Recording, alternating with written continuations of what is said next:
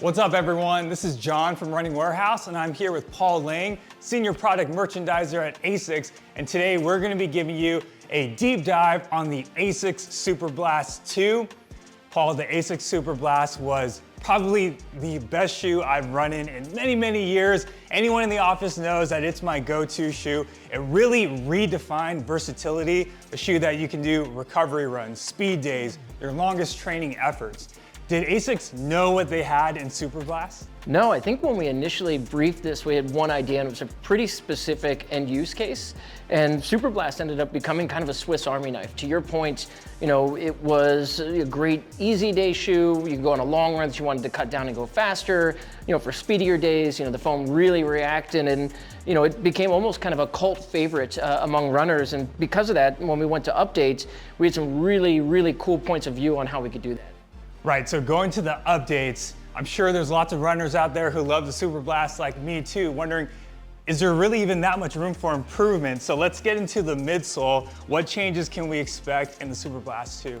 Right, so like you said, a lot of people's favorite, so we have to be careful with how we update, but there's a couple of things we felt really passionate about pulling in. So with the new Metaspeed Paris collection of racing shoes, we introduced FF Turbo Plus, so a new kind of super racing foam. We've been able to bring that over to Superblast 2. So a new midsole compound underfoot, kept kind of similar geometries, kept similar stack heights, but just a little bit of a more energetic feel underfoot and hopefully a little bit softer initial step in as well.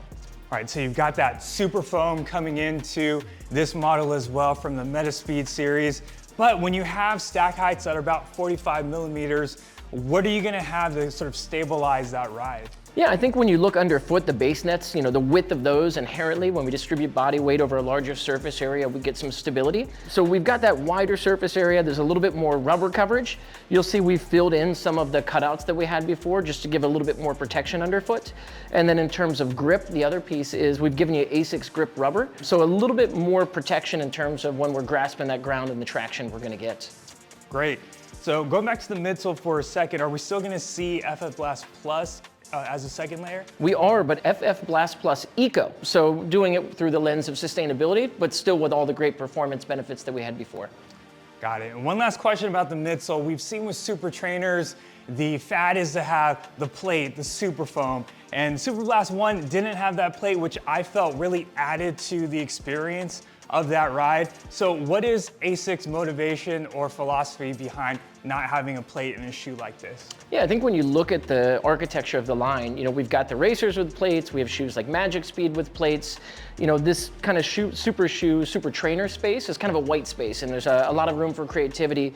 We felt with this foam, with its properties and with the amount of stack, the geometries, we were gonna get some of the propulsiveness we wanted, but we also wanted to make it a shoe that was accessible for everyday training. And so, the setup that we got produced a really great result, and we've continued forward because of that. Great.